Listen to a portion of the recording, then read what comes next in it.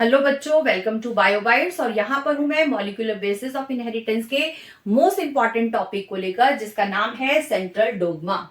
सो ये central dogma जो है बेटा, it is based on truth. Dogma का मतलब क्या है? ट्रुथ। और बहुत सारे एक्सपेरिमेंट, बहुत सारे एविडेंसेस के बाद ही जो फ्रांसिस क्रिक हैं, उन्होंने ये सेंट्रल डोग्मा का जो ये है कॉन्सेप्ट दिया इन 1958। So sometimes I have seen कि बच्चों को बहुत कंफ्यूजन रहता है डीएनए स्ट्रक्चर को लेकर, क्योंकि उसमें भी क्रिक साहब है और सेंट्रल डोग्मा में भी क्रिक साहब है। तो देखो, सेंट्रल डोग्मा सी, ठीक है, तो सेंट्रल डोग्मा में फ्रांसिस क्रिक ही आएंगे। सी समझ में आ रही है? मैच हो जाएगा। जबकि जो डीएनए का स्ट्रक्चर है वो वॉटसन एंड क्रिक ने दिया है, ठीक है। सो इसमें कोई भी कंफ्यूजन नहीं होना चाहिए। So this central dogma, the one way flow of genetic information inside a cell is called central dogma. One way flow, ठीक है, ये एक साइड में चल रहा है। It is not a circular process, ठीक है, ये वन वे प्रोसेस है, ठीक है। So this is a one way process, जहां पे हमारी जो जेनेटिक इंफॉर्मेशन है वो कहां जा रही है? वो पास ऑन हो रही है, ठीक है। So this is the passage of genetic information, कहां से? From DNA to RNA and then to protein. So this is all about central dogma. ये कब दिया गया था? 1958 में। सो अगर बात करती हूं बेटा यहाँ पे मैं सेल की, तो मैंने यहाँ पे एक यूकैरियोटिक सेल लिया जिसके अंदर है न्यूक्लियस। जैसे हम जानते हैं कि जीन जो होते हैं they are the heredity unit, ठीक है, और genes are the segment of DNA segment भी है जिनके पास सारी की सारी इंफॉर्मेशन है, ठीक है। सो जब डीएनए जो होता है अपने नंबर को इंक्रीज, क्योंकि डीएनए को जब जेनेटिक इंफॉर्मेशन पास ऑन करनी है तो सेम इंफॉर्मेशन पास ऑन करनी है। ऐसी कंडीशन में डीएनए अपनी सेम कॉपी बनाएगा, that is known as replication process, ठीक है। सो डीएनए ने पहले क्या किया बेटा? डीएनए से डीएनए बना, तो that process is known as replication process. क्योंकि हम जानते हैं कि ये न्यूक्लियस में एग्जिस्ट कर रहा है, ठीक है बच्चे, और न्यूक्लियस में क्या है? यहाँ पर न्यूक्लियर पोर है, ठीक है। अब डीएनए खुद से चलकर तो बाहर नहीं जाएगा जेनेटिक इंफॉर्मेशन को पास ऑन करने, ट्रांसमिट करने के लिए। तो डीएनए ने क्या किया? पहले एमआरएनए को बनाया, ठीक है। एमआरएनए मतलब मैसेंजर। जैसे पहले टाइम में राजा भी तो अपने दूध को भेजते थे ना, अपने मैसेज को कन्वे करने के लिए। तो इसी तरह से डीएनए ने भी क्या किया? अपने दूध, यानी कौन है वो दूध? एमआरएनए, मैसेंजर आरएनए को जो है वो भेजा। किस फॉर्म में? इंक्रिप्टेड फॉर्म में, ताकि जो उसने ये कोड उसको दिया है, ताकि जो इसने उसको सीक्रेट दिया है, क्योंकि बेटा जो डीएनए ने एमआरएनए को ट्रांसमिट किया है वो बहुत इंपॉर्टेंट सीक्रेट वो है, secret we can say message है, जो एक स्पेसिफिक जगह पर जाना चाहिए, ठीक है। अभी आपको पता है कि न्यूक्लियस से निकलने के बाद इस एमआरएनए को क्या क्रॉस करना पड़ेगा? साइटोप्लाज्म, ठीक है बेटा। Otherwise earlier it was inside this nucleus. अभी जब ये साइटोप्लाज्म में आता है तो साइटोप्लाज्म में बहुत सारे न्यूक्लियस एंजाइम प्रेजेंट है जो इस एमआरएनए को डाइजेस्ट कर सकते हैं। सो ऐसी कंडीशन में ये डीएनए अपनी जो इंफॉर्मेशन है, अपनी जेनेटिक इंफॉर्मेशन को एन्क्रिप्टेड फॉर्म में एमआरएनए को ट्रांसमिट कर देता है, और ये एमआरएनए फिर न्यूक्लियस से बाहर क्या करता है? बाहर आ जाता है। अब क्योंकि बेटा यूकैरियोटिक सेल में जो एमआरएनए होता है इसके फिफ्थ फॉर्म में, ताकि उसको सेफ्टी भी मिले, अदरवाइज कोई भी इसको डाइजेस्ट कर सकता है, इससे राज उगलवा सकता है, ठीक है ना। तो एमआरएनए का क्या है बेटा?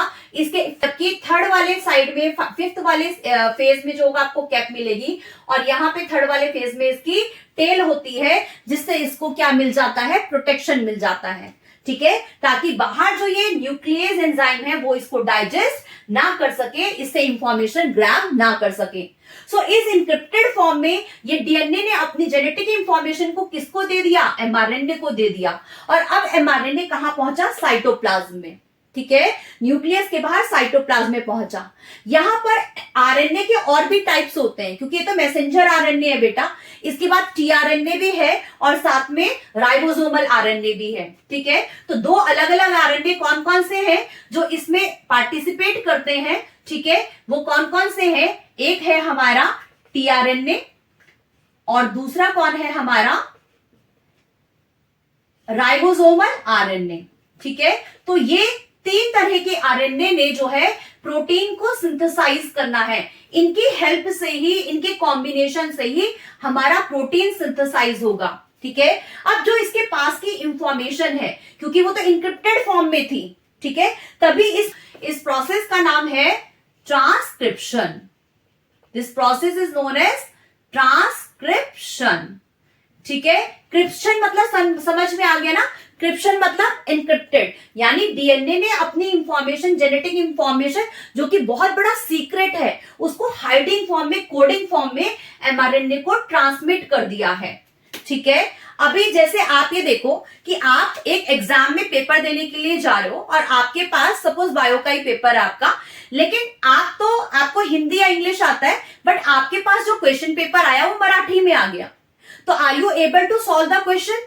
आपको आंसर आने के बावजूद भी आप उसको सॉल्व नहीं कर सकते, क्योंकि आपको उसका लैंग्वेज ही समझ नहीं आ रहा है। ऐसी कंडीशन में अगर कोई वहां पे आपको एक ट्रांसलेटर प्रोवाइड करता है, then you are easily able to solve the question paper. So इसी तरह से यहाँ पे ट्रांसक्रिप्शन यानी एनक्रिप्टेड फॉर्म में एमआरएनए के पास क्या है, इंफॉर्मेशन है। ठीक है, यहां पर टीआरएनए के पास, एमआरएनए के पास तो कोड थे बेटा, और टीआरएनए के पास एंटीकोडोन है, इसके पास कोडोन और इसके पास एंटीकोडोन है, और राइबोसोम साइट होती है जहां पर हमारा प्रोटीन सिंथेसिस होता है। सो इस प्रोसेस को जहां पर एमआरएनए से प्रोटीन बना बेटा, उसने क्या किया, ट्रांसलेशन किया। जैसे मैंने अभी आपको बताया कि बिना ट्रांसलेशन के, बिना ट्रांसलेटर के you are unable to solve the question paper.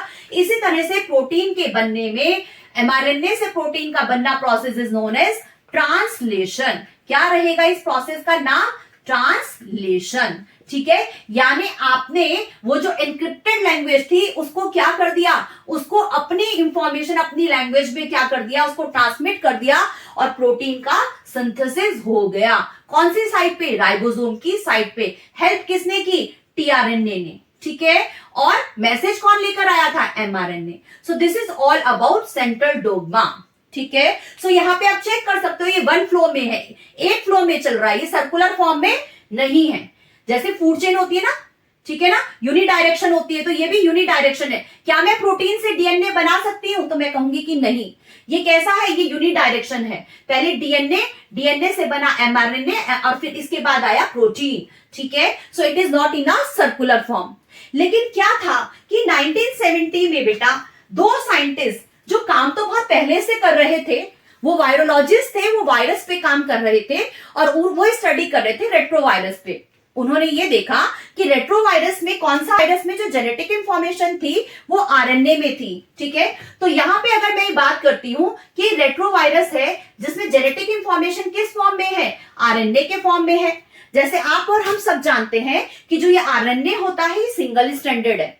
ठीक है, तो ये जो दो साइंटिस्ट थे बेटा, इन साइंटिस्ट का नाम लिखिए आप, इन 90 में, कौन सी ईयर में, 1970 में, क्योंकि 58 में तो क्रिक ने दे दिया था अपने सेंट्रल डोग्मा का कॉन्सेप्ट, लेकिन 1970 में Howard Temin and David Baltimore ने चेक, जो कि वायरोलॉजिस्ट थे, वो वायरस पे काम कर रहे थे, और उन्होंने देखा कि रेट्रोवायरस में जो जेनेटिक इंफॉर्मेशन है वो आरएनए के अंदर एग्जिस्ट करती है। ठीक है, और हम जानते हैं कि आरएनए सिंगल स्ट्रैंडेड है।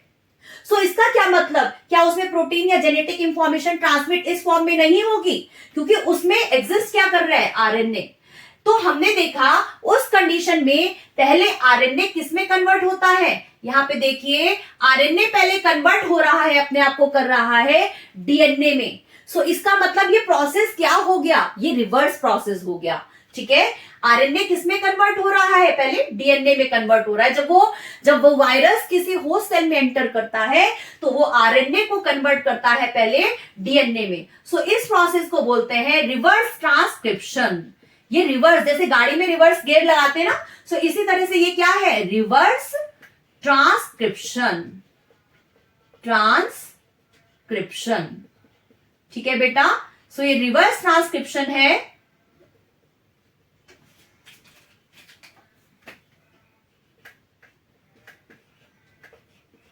ठीक है, ये रिवर्स ट्रांसक्रिप्शन है, ये वाला प्रोसेस, और यहां पर आरएनए से क्या बन रहा है, डीएनए।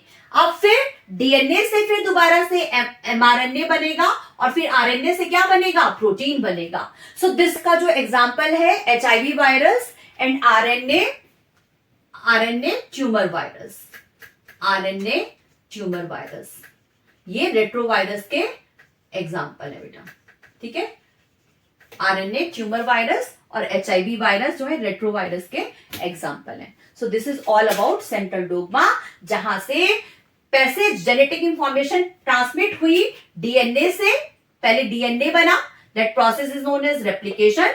देन डीएनए से फिर बना हमारा आरएनए, और आरएनए से हमारी जेनेटिक इंफॉर्मेशन किसमें पास ट्रांसमिट हो गई, प्रोटीन में। So this total process is known as central dogma. So screenshot ले लीजिए। सो मिलते हैं नेक्स्ट वीडियो में। Till then bye bye, stay safe and healthy. Thank you so much.